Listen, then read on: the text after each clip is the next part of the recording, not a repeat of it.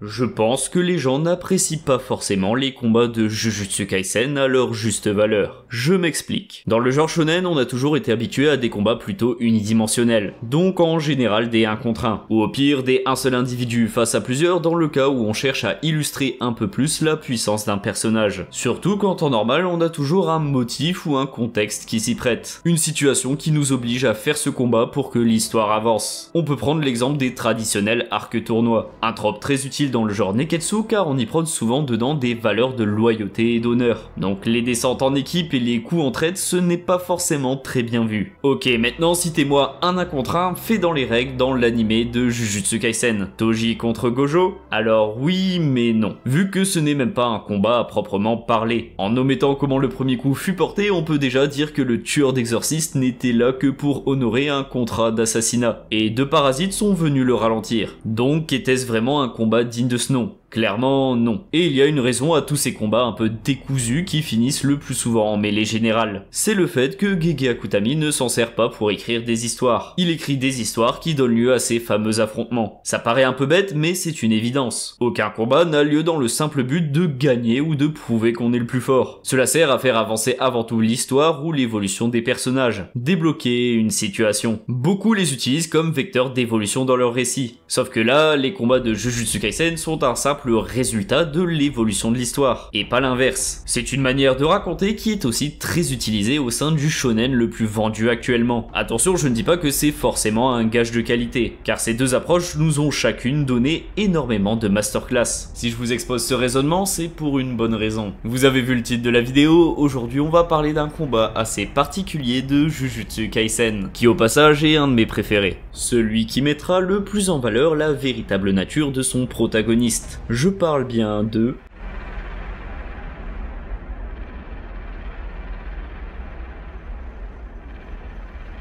« 31 octobre 2018, Shibuya, 23h14 ». C'est dans un cercle de 140 mètres de rayon dans lequel plus aucune âme ni vie qu'Itadori se rendra compte du massacre auquel il aura pris part. Résonneront en lui les derniers mots de son grand-père. Métaforce au service des autres. Comment peut-il encore vivre en phase avec cette phrase après tout ça? Certes, il est fort. Même très fort, au point de pouvoir contenir l'être le plus puissant de l'œuvre en lui. Pourtant, ce sera la seconde fois où il échouera à le contrôler. La première, son sens du sacrifice fera peser la balance en sa défaveur au profit de ses amis. Mais là, comment contrebalancer tout ça? Ses récents échecs ne vont pas arranger son état mental, mais ce qui le poussera à se relever sera un élément central des événements qui vont suivre. Une sorte d'instinct, un automatisme indépendant de sa volonté. Celle qui anime les exorcistes, mais encore plus Yuji. En tant que rouage, il doivent contribuer à la grande machine qui régit le monde. C'est donc machinalement qu'il avancera vers son destin. Et ironiquement, on aura le point de vue en parallèle de celui qui aura le plus apporté à la vision actuelle de Yuji, Kento Nanami, qui s'en ira pour sa dernière danse. Bien que la volonté n'y ait plus, son devoir le pousse à continuer. Mais pour lui, c'est le dernier arrêt. Si Mahito fait ça, ce n'est en aucun cas par animosité. On en a parlé dans la première partie, ce n'est que par pur instinct. Au même titre que Nanami qui affrontait ses humains altérés, pourquoi justifier ses actes? En tout cas, il y en aura un pour qui une réponse sera nécessaire. Itadori a tout pour vaincre Mahito. Il est insensible à son sort, possède une condition physique anormale lui permettant de tenir et même surpasser le caractère imprévisible de son adversaire. Et pourtant, rien. Physiquement, certes, il semble être assez solide, mais sa morale lui portera préjudice. Car Mahito a la main mise sur la plus grande de ses faiblesses. En tout cas à ses yeux. L'altruisme exacerbé d'Itadori. Contrairement à un Gojo qui ne perdra jamais son objectif de vue malgré les victimes qui s'accumulent, Yuji n'a pas ce recul nécessaire. Certes, sauver le plus de personnes est louable, mais malheureusement, on ne peut pas sauver tout le monde. Si même son maître qui est comparé à une divinité ne peut réussir, alors pour lui, c'est carrément demander l'impossible. En revanche, on comprendra pourquoi Yuji sera heureux de ne pas se savoir seul lorsqu'il verra le sort résonance de sa camarade Nobara transpercer son adversaire, rappelant que le combat qu'il mène ne se fait pas dans la solitude. Hélas, le sadisme d'Akutami se fera vite ressentir. En même temps, on n'a pas tous une âme protégée par un démon millénaire cannibale.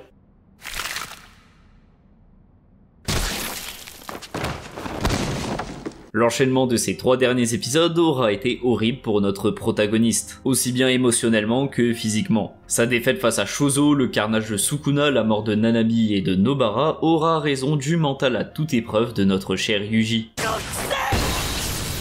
Mais n'oublions pas qu'on parle toujours d'un combat, que dis-je, la guerre. Aussi triste que cela puisse paraître, les sentiments n'ont pas vraiment leur place. Et c'est deux personnes qui nous le rappelleront. Étrangement, le premier est Mahito. Ici, seuls les vainqueurs auront raison. Donc la question n'est pas de prouver qui de celui qui veut tuer sans raison ou de celui qui veut sauver sans raison a tort, mais plutôt d'imposer sa vision au détriment de l'autre. Et le seul moyen ici n'est pas par l'intermédiaire de débats ou de votes, mais par le moyen le plus primaire, le faire par la force. Cette méthode a un prix, la mort. Après, c'est un destin qui nous attend tous, car tout ce qui est sera voué à déchoir. Tout sauf nous. Todo Aoi fera son entrée, apportant la vision plus réaliste qu'il fallait à Itadori. Ce dernier reste encore jeune mais plus au point de se croire dans un conte de fées. Son aîné lui inculquera le fait que bien que la mort existe, ce n'est pas une excuse pour céder à la facilité, surtout quand on est un exorciste. Oui, on va peut-être expliquer ce que ça implique réellement d'en être un. Au-delà de la maîtrise de sorts et de prendre part à des combats dantesques, l'exorcisme est déjà une vocation, celle de protéger le genre humain du fruit de leurs propres erreurs. Un peu à la manière d'un pompier en fait. Ah bah étrangement, c'est ce que Itadori aurait choisi comme métier s'il n'était pas exorciste. Les choses sont bien faites. Donc cela appelle à quelque chose de plus grand que soi. Dans la vie comme dans la mort, chacun y contribuera. La mort de Nanami et de tous les autres n'aura lieu que lorsqu'il n'y aura plus personne pour prendre le relais. Et oui, ça donne un sens à la malédiction que lancera Kento à son protégé. Car ce dernier, si tu l'avais oublié, avait fui ce mode de vie. Et la raison de son retour sera la même que celle de son passage de flambeau. Dans l'intérêt de quelque chose de bien plus grand que lui. C'est donc en âme et conscience de cela qu'un véritable exorciste devra se lancer dans la bataille. Est-ce que vous aviez remarqué? Chaque utilisateur du rayon noir correspond à cette fameuse définition. Que ce soit pour l'exorcisme comme pour le seul qu'on aura défini comme le plus proche du véritable fléau et des humains, paradoxalement. Bon, maintenant que notre résolution pour les batailles à venir est affirmée, on va pouvoir tirer à 120% notre potentiel. Sauf pour les animés only. Je suis désolé, mais si vous regardez cette vidéo, je vous conseille vraiment de vous arrêter là. Parce qu'au vu de la suite, ça vaut vraiment le coup de le voir en animé. Quant aux autres, on est reparti.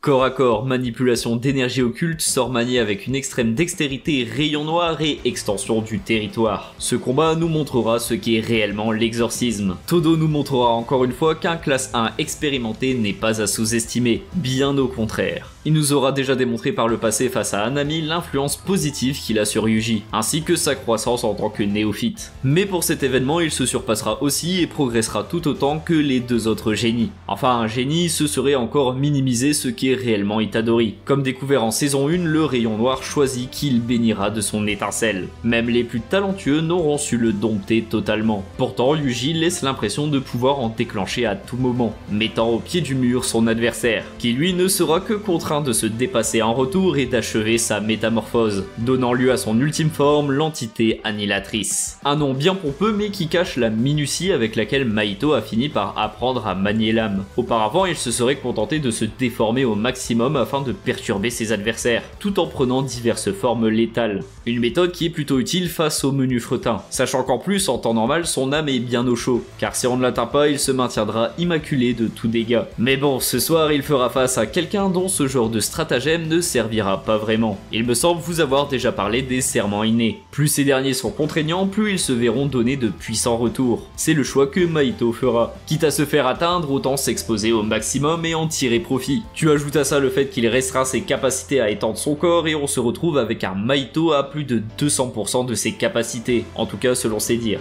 Le plus intéressant, c'est qu'il considère cette transformation comme sa véritable naissance. Le fléau tout récemment issu de la haine que les humains nourrissent entre eux n'accédera qu'à la véritable nature de son âme seulement à ce moment, adoptant une forme qui ne conservera que ses mains d'origine, qui lui permettent tout simplement d'user de ses sorts, donnant ainsi le fléau ultime qu'il sera, avec un corps taillé pour sa fonction. Ça me rappelle étrangement quelqu'un. Malgré l'horreur qui se dresse devant lui, Itadori tiendra bon. S'il y a bien une chose qui est encore plus surhumaine que sa force, c'est bel et bien son mental à toute épreuve. Certes, il aura ses moments de faiblesse, mais le véritable courage n'est pas celui de ne pas connaître la peur et l'angoisse. C'est plutôt de les surmonter malgré tout. C'est aussi pour cela que l'on dit que c'est dans les moments difficiles que se révèlent les âmes les plus vaillantes. Porté par le rayon noir, Yuji fera preuve encore une fois de sa prédisposition au véritable exorcisme, que j'ai, rappelez-vous, décrit comme dépassant la simple individualité. Chaque personne qui y prendra part jouera un rôle déterminant. Todo l'a rappelé en arrivant et montrera que même privé de son sort, il n'en est pas moins un exorciste. C'était pour ce moment que tous ces événements avaient pris place. L'étincelle finale sera offerte à Itadori, concluant magnifiquement magnifiquement la conversation qui se sera déroulée tout au long de cette guerre totale. Mahito se décrivait comme quelqu'un de proche de Yuji, faisant partie du même écosystème. Mais la question encore en suspens était qui sera le prédateur et qui finira en tant que proie. L'issue du combat venait de déterminer ses rôles. Je suis toi. Cette phrase est lourde de sens, même si elle était quand même un peu plus stylée en anglais. Sauver sans raison, tuer sans raison, la seule chose qui les sépare actuellement sera la loi de la nature. Mahito et Itadori sont des ennemis naturels, mais restent tous deux de simples rouages dans une immense machine. Leurs actions n'ont pas de sens individuellement, et c'est seulement à une plus grande échelle qu'on comprendra l'ampleur de tout cela. À moins qu'un autre prédateur avait déjà prévu de venir à bout de la machine du destin. 31 octobre 2018, Shibuya, 23h36. 22 minutes. C'est le temps qu'il aura fallu pour changer la face du manga Jujutsu Kaisen. Beaucoup sont morts, d'autres survivront. Mais demeurera les marques du monde impitoyable qui ne cessera de tourner. Au passage, ça reste assez rare de voir un protagoniste de shonen se voir ancrer sur son apparence les épreuves qu'il aura traversées. Cela transmet un raisonnement un peu fataliste où l'on te dit que tes actions n'auront pas forcément de sens de ton vivant. Mais parfois, faire partie de quelque chose de plus grand que soi est la meilleure chose à faire. Sans ça, nos deux opposés n'auraient plus aucune raison de vivre. Et ce ne sont pas les seuls dans ce cas. Mahito et Yuji ne sont que les faces d'une même pièce. D'un côté, le fléau qui voue sa vie à tuer des humains, et de l'autre, l'humain qui se dédiera à l'extermination des fléaux. L'exorciste ne pleure pas leur mort, et il en va de même pour le fléau. L'histoire qui nous est dépeinte parle seulement de deux rouages qui s'imbriquent parfaitement. Il est lui, et lui, il est lui.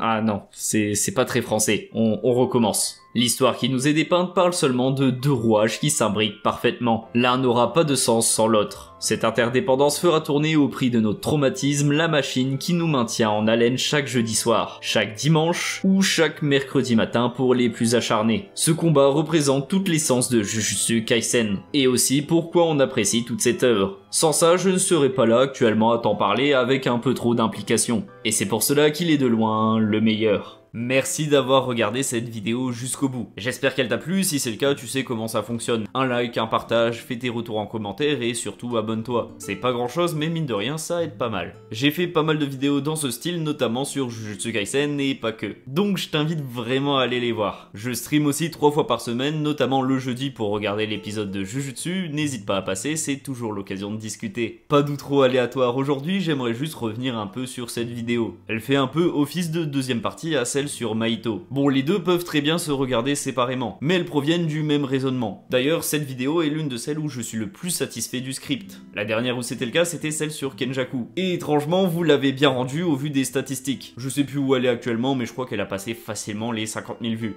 Donc si c'est le genre de vidéo où je me donne le plus qui vous plaît, bah ça me donne vraiment envie de m'appliquer. Donc merci vraiment d'être au rendez-vous ces derniers mois. On se retrouve pour la prochaine, je vous fais des bisous.